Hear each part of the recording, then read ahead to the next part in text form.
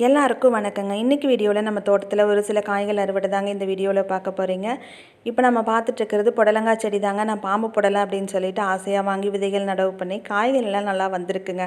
ஆனால் பார்த்தோம் அப்படின்னா அது வழக்கம் போல் நம்மளோட குட்டை புடலை மாதிரி தாங்க காய்ச்சிருக்கு. கொஞ்சம் மனசுக்கு கஷ்டமாக தான் இருந்தது.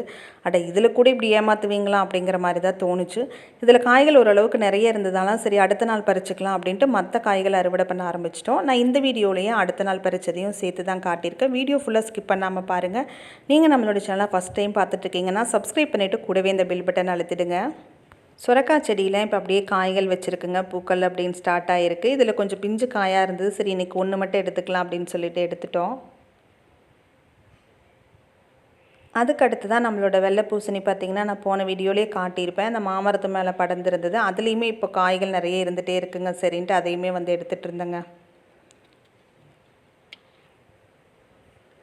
வெண்டைக்காய் செடியில் நான் நேற்று தான் பார்த்திங்கன்னா இருந்த காய்கள் எல்லாமே பறிச்சுட்டு போயிட்டேங்க. இன்றைக்கி மற்ற காய்கள் எல்லாம் அறுவடை பண்ணிக்கலாம் அப்படிங்கும்போது சரி அந்த வெண்டைக்காய் கொஞ்சம் சின்னதாக தான் இருக்கும். சரி அதையும் சேர்த்து பறிச்சிடலாம், நாளைக்கு வந்து எடுக்கிற வேலை இல்லை அப்படின்னு சொல்லிட்டு அந்த இருந்த கொஞ்சம் வெண்டைக்காயும் பார்த்திங்கன்னா அறுவடை பண்ணி எடுத்துக்கிட்டோம். இந்த வெண்டைக்காய் மட்டும் கரெக்டாக ஒரு நாள் விட்டு ஒரு நாள் எடுக்கலாம் அப்படின்னா காய்கள் எல்லாம் பார்த்திங்கன்னா அதிகமாக வந்து முத்தி போயிடும். 2 டைம் பறித்தா ஒரு பொரியல் பண்ணலாங்க. ஒரு டைம் பறித்தோன்னா ஒரு குழம்பு வைக்கிற அளவுக்கு காய்கள் கிடைக்கிது. இன்னும் பக்க கிளைகள் வர வர பார்த்திங்கன்னா காய்கள் அதிகமாக கிடைக்கும். நான் இப்போ அதிகமான செடிகள் வந்து வைக்கிறது கிடையாதுங்க. நம்ம வீட்டுக்கு நமக்கு எவ்வளோ தேவையோ அதுக்கேற்ற மாதிரி தான் நான் வந்து எல்லா செடிகளையுமே பார்த்து பிளான் பண்ணி நமக்கு தேவையான அளவுக்கு காய்கள் கிடைக்கிற மாதிரி தான் வச்சுக்கிறதுங்க. நீங்களும் உங்கள் வீட்டுக்கு எவ்வளோ காய்கள் தேவையோ அதுக்கேற்ற மாதிரி செடிகளை பிளான் பண்ணி வச்சிங்க அப்படின்னா கரெக்டாக நமக்கு தேவையான அளவுக்கு மட்டும் காய்கள் நம்ம பறிச்சுக்கலாம். ஒரு சில செடிகள் நம்ம அதிகமாக வைக்கிற மாதிரி இருக்கும். ஒரு சில செடிகள் ஒன்று இருந்தாலே நிறைய காய்க்கும். அதுக்கேற்ற மாதிரி வச்சுக்கலாம். இது வந்து சிவப்பு வெண்டைக்காயில் வந்து டார்க் கலராக இருக்குங்க. நம்மக்கிட்ட இதுக்கு முன்னாடி ஒரு கலர் இருந்தது, லைட் கலரில் இருக்கும். அது ரொம்ப வருஷத்துக்கு முன்னாடி வச்சுருந்தேன். அந்த செடி பார்த்திங்கன்னா நல்லா வளர்ந்து வந்து நிறைய காய்கள் சூப்பராக காய்க்குங்க. அந்த விதை வந்து மிஸ் பண்ணிட்டேங்க. தக்காளி செடியிலையுமே அப்படியே பழங்கள் அப்பப்போ 1, 2 அப்படியே பழுக்க ஆரம்பிச்சிருக்குதுங்க. சரின்ட்டு இன்றைக்கி 2 பழம் இருந்ததை எடுத்துக்கிட்டோம்.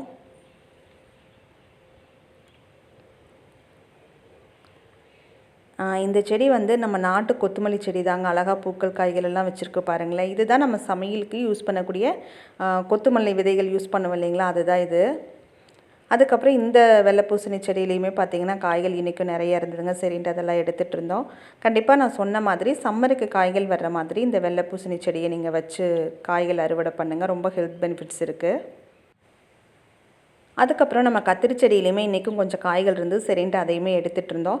நம்ம இந்த காய்கள் எல்லாமே பார்த்திங்கன்னா வீடியோக்காக ஃபுல்லாக விடவெல்லாம் முடியாதுங்க. நான் தினசரி தோட்டத்துக்குள்ளே வருவேன். அப்பப்போ ஒரு ரவுண்டு வரும்போது எனக்கு எது தேவையோ அதெல்லாமே பறிச்சுட்டு போயிடுது. சிலதெல்லாம் உங்களுக்கு முத்தியுமே போகும். அப்புறம் அன்னன்னைக்கு பார்த்திங்கன்னா கொஞ்சம் ஃப்ரெஷ்ஷாக பறித்து சமைச்சிக்கிறது. ஃபுல்லாக வீடியோக்காக அப்படின்னு விடுறது கிடையாது. இடையில நிறைய எடுத்துகிட்டு இருப்பாங்க. இந்த பூக்கள் பாருங்களேன், இது வந்து வெள்ளை பூசணியோட பூ தான். எல்லோ கலரில் சூப்பராக இருக்குது. அதில் தேனீக்கள் பறந்துட்டுருக்குங்க. நீங்கள் இந்த செடி வச்சு இந்த மாதிரி வளர்ந்து வரும்போது இந்த மாதிரி பூக்கள் இருக்கிறப்ப பார்த்திங்கன்னா ஒரு வேப்பெண்ணெய் கரைசல் அந்த மாதிரி ஸ்ப்ரே கொடுத்தீங்க அப்படின்னா தான் உங்களுக்கு நல்லா காய்கள் வருங்க. அதுக்கப்புறம் இந்த அத்தி செடியிலையுமே இன்றைக்கி 2 பழங்கள் இருந்தது. நான் லாஸ்ட்டாக தான் பார்த்தேன். சரின்ட்டு கையில் ஃபோனை வச்சுட்டு அப்படியே நானே வந்து பார்த்திங்கன்னா அதையும் பறித்து எடுத்துக்கிட்டேன். இந்த செடியை பற்றி நம்ம சேனலில் இப்போ கூட ரீசெண்டாக வீடியோ போட்டிருக்கேன். ஒரு 2 மினிட்ஸ் தாங்க இருக்கும். அதில் வந்து இந்த செடி எப்படி வச்சோம், வளர்ந்தது, எவ்வளோ நல்ல காய்கள் வந்திருக்கு அப்படின்னு டீட்டெயில்டாக இருக்கும். அந்த வீடியோ நீங்கள் செக் பண்ணி பாருங்கள். பீட்ரூட்டுமே கொஞ்சம் இருந்ததுங்க. சரி அதுலேயும் பெருசாக இருக்கிறத பார்த்து எடுத்துகிட்டு போகலாம் அப்படின்னு சொல்லி பார்த்துட்டு இருந்தோம். மீடியம் சைஸில் இருக்கிறது எல்லாமே அதுக்கு அடுத்தது நமக்கு தேவைப்படும் போது ஊற நம்ம எடுத்துக்கலாம். பீட்ரூட் வச்சுருந்தோம் அப்படின்னா இது ஒன்று யூஸ்ஃபுல்லாக இருக்குங்க. காய்கள் எதுவும் இல்லாதப்போ இதை எடுத்து டக்குன்னு யூஸ் பண்ணிக்கலாம்.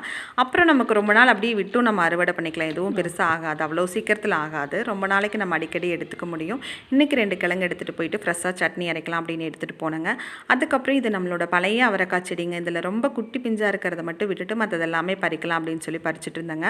நம்ம வீட்டில் இந்த மாதிரி காய்கள் பறித்தோம் அப்படின்னா நம்மளோட சமையலும் பார்த்திங்கன்னா நம்மக்கிட்ட இருக்கிற காய்களுக்கு ஏற்ற மாதிரி நம்ம பிளான் பண்ணி பண்ணுவோங்க. நான் விலைக்கு வாங்கும்போது அப்படி இருக்காது. நமக்கு என்ன வேணுமோ அந்த மாதிரி வாங்கிட்டு இருப்போம். ஒருத்தங்க வந்து கமெண்டில் கேட்டிருந்தீங்க, நீங்கள் செடிகளுக்கு எந்த மாதிரி உரம் கொடுக்குறீங்கன்னு சொல்லுங்கள் அப்படின்னு சொல்லிட்டு. நம்ம இப்போ வீட்டு தேவைக்களவாக வச்சுட்டு இருக்கக்கூடிய இந்த செடிகளுக்கு நான் கொஞ்சம் நாட்களாக இயற்கை உரங்கள் தாங்க யூஸ் பண்ணிகிட்ருக்கேன். அடுத்த வீடியோவில் நான் டீட்டெயிலாக அதை பற்றி உங்ககிட்ட ஷேர் பண்ணுறேன். கொஞ்சமாக இடம் இருந்தாலே இந்த மாதிரி காய்கறி செடிகளை கண்டிப்பாக நீங்களும் ட்ரை பண்ணுங்கள். அதுக்கப்புறம் இன்றைக்கி அறுவடை பண்ணது பார்த்திங்கன்னா அவரைக்காய், கத்திரிக்காய், அத்திப்பழம், பீட்ரூட்டு, வெண்டைக்காய், 2 தக்காளி, சோரக்காய், வெள்ளை பூசணி அப்படின்னு அறுவடை பண்ணியிருக்காங்க. வெள்ளை பூசணி நிறைய இருந்தது. இந்த இடத்துக்கு நம்ம தூக்கிட்டு வர்றதுக்காக நான் இதை ஒன்று மட்டும் எடுத்துகிட்டு வந்திருந்தேன். இன்னும் அறுவடை முடியலைங்க. நம்ம அடுத்ததையும் பார்த்துடலாம். அதுக்கு முன்னாடி இந்த செடி பாருங்களேன், இதெல்லாமே நம்ம போன தடவை போட்டிருந்த மிதிப்பாகல். நிறைய செடிகள் அதுவாக முளைச்சிருந்ததுங்க. சரி அடுத்த நாள் புடலங்காய் பறிக்கலாம் அப்படின்னு சொல்லி போயிருந்தேங்க. நல்லா பாம்பு புடலங்காய் நீளமாக தொங்கிட்டு இருக்கும் அப்படின்னு ஆசாசியாக நினச்சா, இப்படி குட்டை புடலங்காயா போச்சே! விதைகளில் கூட இந்த மாதிரி ஏமாத்துவீங்களா? அப்படிங்கிற மாதிரி தோணுச்சுங்க. ரொம்பவே கஷ்டமாக இருந்தது. ஏன்னா நம்மளே இந்த மாதிரி விதைகளெல்லாம் ஆசைப்பட்டு தான் வாங்குறோம். அதில் இப்படியெல்லாம் நடக்குதா? அப்படிங்கிற மாதிரி இருந்தது. சரி ஏதோ கிடைச்சத அறுவடை பண்ணலான்னு சொல்லி அறுவடை பண்ணி எடுத்துகிட்டு இருந்தேங்க. புடலங்காயுமே இன்றைக்கி வந்து நிறைய கிடச்சிருந்தது. கிராமத்துலலாம் அந்த பாம்பு புடலங்காய் முதல்ல எல்லா வீடுகள்லேயும் பந்தல்களில் நம்ம நிறைய பார்த்துருக்குங்க. அழகாக தொங்கிட்டு இருக்கும். ஆனால் இப்போல்லாம் அதெல்லாம் பார்க்க முடியல. நானுமே இப்போ ஆசைப்பட்டு தான் அந்த விதைகள் வேணும் அப்படின்னு நினச்சிருந்தேன். சரி நமக்கு கிடைச்சது இவ்வளோதான்னு சொல்லிட்டு புடலங்காய் அறுவடை பண்ணிட்டு கிளம்பலாம் அப்படின்னு சொல்லி போயிட்டுருக்கிறப்ப பார்த்தா ஒரு சொரக்காய் இருந்து சரின்ட்டு அதையும் பிடுங்கிட்டு கிளம்பியாச்சுங்க. இந்த வீடியோ பிடிச்சிருந்தா லைக் பண்ணுங்கள். நம்ம சேனலை சப்ஸ்கிரைப் பண்ண மறக்காதீங்க. நன்றி.